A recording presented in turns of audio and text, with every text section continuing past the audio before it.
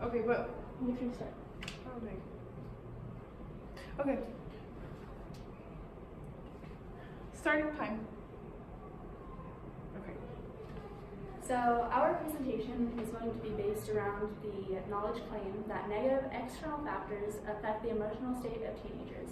And we sort of just chose this just simply because it's very relatable to many teenagers in societies now, just based solely along the wear and tear that school and an everyday life and social life takes on these students. And my initial reaction or take on this was just that it's A, relevant, and B, just a big topic in today's society, considering the amount of suicides and the take on depression nowadays. And then for my first impression upon the topic is that it's devastating to families and individuals, because if you're a family who's had a child or a family member commit suicide or have attempts, if you're feeling resentful towards them for trying to affect the society's outside look on your family or how your child deals with their issues, you could feel resentment towards them, and also for a child for feeling like their family's the reason, being like, you're the reason why I'm like this and all that. So they can have resentment, and that can be devastating towards families and individuals with everybody else. So some of the key terms that you would need to know throughout our presentation, just so you have a better grasp on what we are talking about, is knowledge claims. And like the first one that we talked about in the first slide, stating that negative external factors affect teenagers, it is just a claim believed to be true, but is available for testing. So you could test that claim, and it's not necessarily fact, but it's thought to be true, and you can test it to see if it is true. Then knowledge questions are just questions concerning knowledge with two alternatives. So there's not necessarily a one answer to it, per se. There's multiple different options to it, and it's not just a straightforward, this is what it is. Then for personal knowledge, it's simply knowledge gained through first-hand experience. So it's something that is first person, so it's something that, for me, I would have experienced, not, say, Nicole. Then for shared knowledge, which is going to be knowledge gained through a community, which would be something that you've learned by another person telling you about their experience or what they've witnessed and dealt with throughout their life, and that's how you would like obtain their knowledge from it. The areas of knowledge are going to be specific branches of knowledge with different methods of gaining knowledge, which are going to be specific topics like natural sciences, history, math, English, things like that. And then for ways of knowledge, it's going to be the methods through which the knowledge becomes apparent to us. So the things that we can know, and in the ways how we know about the real life situation, is just that we know the severity, in this case, of depression and suicide, which is our real life situation. And how we know about them is that some of our senses will provide insight, and some of our emotions provide some insight as well. But the limitations would be more of that you can't really judge or rate on a scale emotion and knowledge gained on her senses, just simply because that's more directly just for a single person. And it varies throughout the community, so you can't necessarily compare one person's emotions to another person's emotions, seeing as how they're two different people with different backgrounds and different events have occurred with them. So some of the questions examined would be during the ways of knowing and the areas of knowing. So some of our ways of knowing that we are going to be assessing throughout this presentation are emotion and memory. And then our areas of knowing are human sciences and history. So for our emotion and memory, we chose emotion just simply because emotion is something that is directly related with triggers in a human. And then memory, just because there are many different, different events, and that can impact a person and affect how they react on a daily basis. So we chose human sciences for specifically because it's a direct correlation with emotion and how we've learned how certain emotions trigger, or how certain events trigger certain emotions, and how that can correlate to how you react to something or how something causes you to feel. And then for history, that's a direct correlation with memory, because history is past events. So the specific past events we could be talking about here is traumatic events that have happened to you to cause you to become depressed and feel suicidal and possibly to commit suicide. And then for our knowledge questions, we have chosen, what do prior studies of human sciences reveal about the effects events have on teenagers' emotions, and how does a teenager's history of negatively affected memories impact their state of mind and future actions? We chose both of these questions because even though they are open-ended questions, they point towards a certain topic, but even with that certain topic, as it being an open-ended question, there are many answers and things you can use to answer the question, even though they may not have been proven, or there's no solid proof on why they're that way. So for our first development, we went through emotion and human sciences. And like Nicole said earlier, we went through emotion and human sciences just because they directly relate with each other, considering human actions and emotions are more related in with why we are why we are who we are, if that makes sense. And then our claim are that there are triggers that can be set off to induce major depressive disorder. Now, major depressive disorder is basically depression, and some people would say that depression is just something that you are going through. It's not permanent, it's more temporary. It's like a sadness, and where you get like this empty feeling, but it's actually much more than that, and it can be set off by simple things like bullying or abuse mentally, verbally, emotionally, and just little things in an everyday life of someone that just kind of set them off and make them feel sad, and then they go into this depression where they begin to feel lost in themselves and insecure, and everything just kind of hits them all at once, and there's not really a way out of it. It's just more of trying to talk yourself out of it. But there are different cures, such as antidepressants and just medicine that will help you be happier in a sense.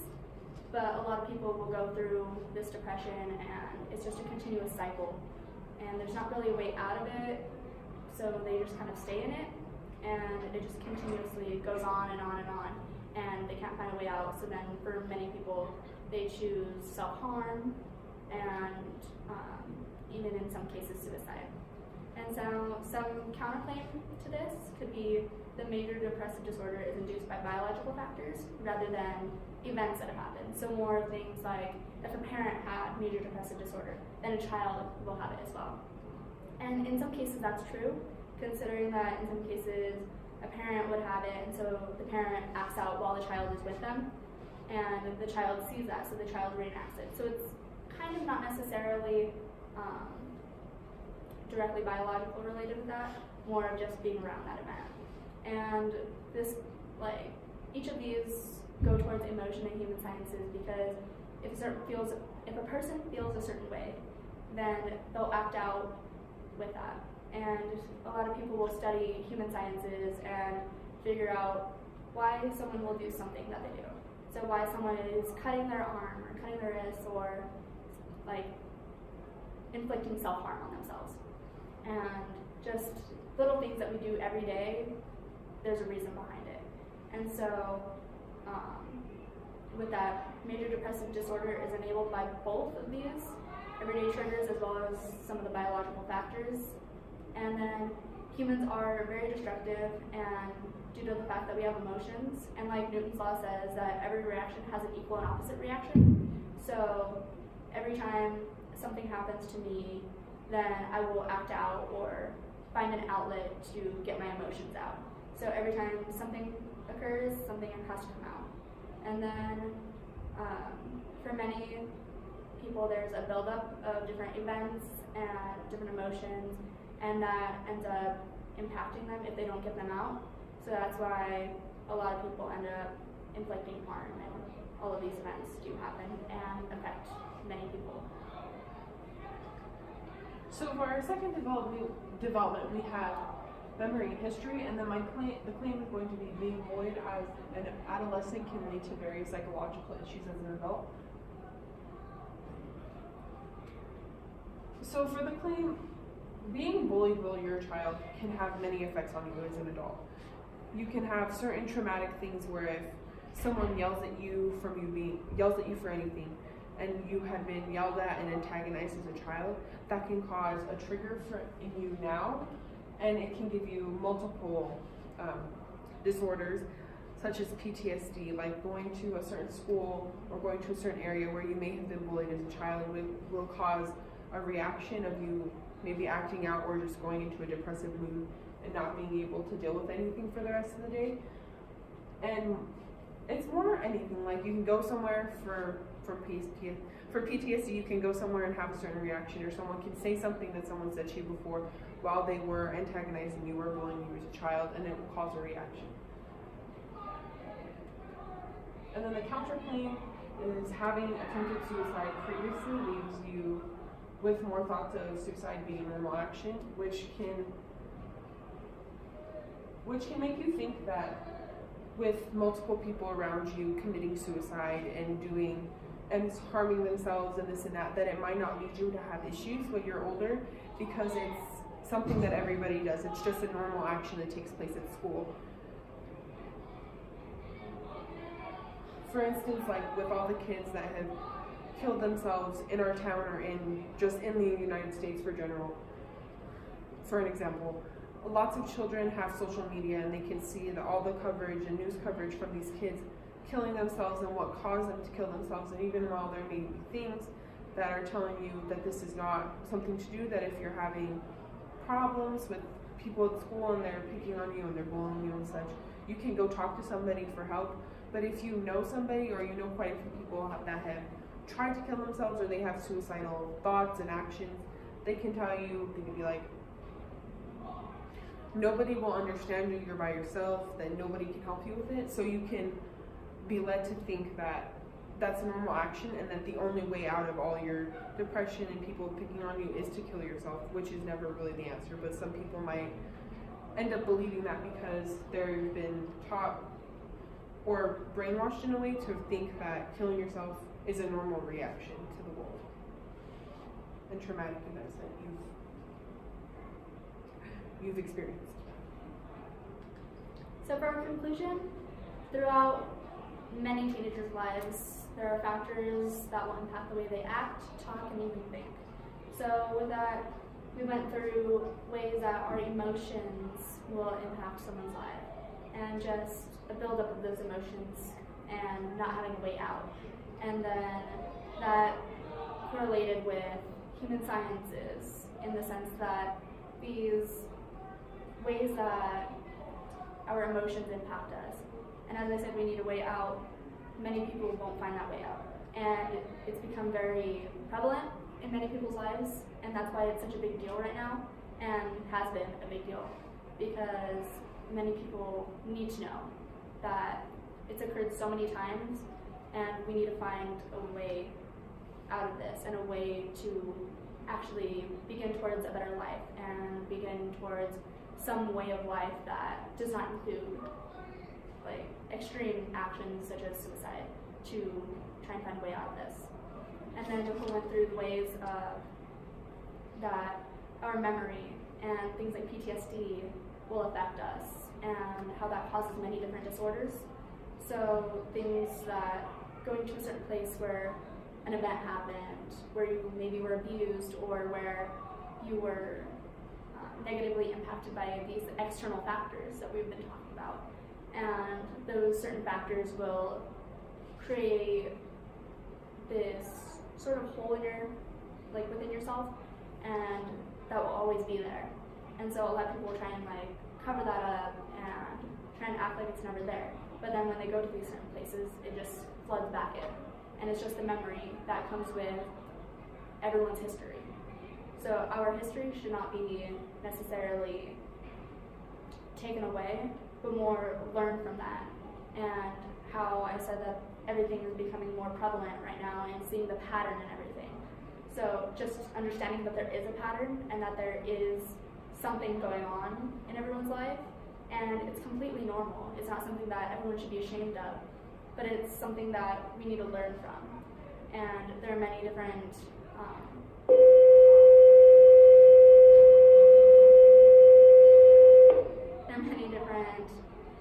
events and things that affect us positively that can help us stray away from what the norm is and what has been happening. So a possible flaw in our conclusion is that there's no solid proof of any that depression is the lead cause in suicide, even though it may be. But there are studies done, but they never have solid proof. Like, you can't ask somebody who's previously committed suicide, because they're not alive anymore, but you can't ask them if depression was the reason that led to this. And if that's the only reason why, but because there are many different things that can lead to it. Like, it can be the way that your parents react with you, that other students react, how you deal with everything. And how your family may treat you with these certain actions and certain things that may only be something that could be small, but could lead to a bigger reaction from other students and such. And then for the answer to our knowledge questions, is studies that show cognitive and biological factors can cause teen depression and suicide, but the circumstances are different for everybody. Just because some kids there may be little things that can trigger these reactions for them, or there can be other kids where it has to be a huge change to cause them to go into a depressive mood and want to commit suicide and such. So with our knowledge question at the beginning of this entire thing, which is the knowledge claim actually, is just that external factors affect teenagers, negative external factors affect teenagers, and all of that together will end up leading to different events that could impact them for the rest of their lives. And the answer to this is simply that there basically is no answer, just continuous patterns, like I've been saying, and continuous cycles that studies have been showing that these negative factors in teenagers' lives could and more than likely are leading to things like depression and suicide. So then we said that studies show cognitive and biological factors can cause teen depression and suicide, but the circumstances are different for everyone. So everyone has a different past and has a different history and interact with events and circumstances differently than everyone around them. And so with that, we have to take into consideration that everyone acts differently around and reacts differently.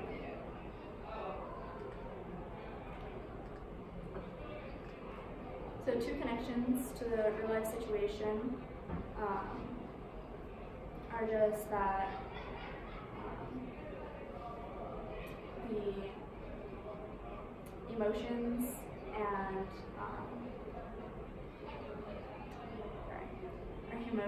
and then that correlating with the human sciences, as well as our memory and history, and all of that relates to many different real life situations in the same boat of what we are talking about. And then our the two other related to our real life situations as in personal knowledge and shared knowledge. So personal, as in just for me, being able to go through life and seeing as how different events, for example, my mom being addicted to drugs and then that impacting me, but seeing as how it impacted me in a way that I don't want to be like that, whereas it's impacting my little sister in the way that she's going towards that. So just seeing the difference in how each person reacts to that. So for shared knowledge, I have how this affects the individual and the family. So for instance, how it affects your family is that you can start, after the person has tried to kill themselves or they've started self-harming and things like that, you might have to start tiptoeing around certain things you say to them and how you react to how they are as a person, and how you just have to be kind of wary of how they're going to be. Like, after they've hurt themselves and they've gotten some help that they need, they're not going to be willing to just talk to you about everything that's happened to them, and they're not going to be open with wanting to share their experiences with everyone, and they're probably going to be closed off. And even though you might want to run in there and be like, you can't be like this because it's just going to lead you back to become a depressed person, you also have to understand that you can't throw them back into the real world. That's been a traumatic event for them, which is probably going to which they're going to continue on with their depression afterwards. But there are certain things you can do to help them, like move forward in a way. And some long-term effects, what I've learned that are long-term effects from previously attempting suicide several times, is that there's a chance of organ failure, because your organs can only take so much of you taking pills, trying to overdose and kill yourself and such like that. Like, your liver can end up shutting down because it's been pushed to its limits of trying to get rid of all that toxins so many times, and your heart also, because that puts a lot of strain on just your heart being able to function and keep every organ and everything coming up with your body and such. So with that, our shared knowledge and personal knowledge being something that we have directly gone through, and shared knowledge as being something that she was around and sort of experienced secondhand. So just getting all this different knowledge and being able to compile it into a presentation for you to be able to see the different ways that negative external factors affect a teenager in their lives. So this is our bibliography. I'm Olivia. I'm Nicole. And this is our presentation.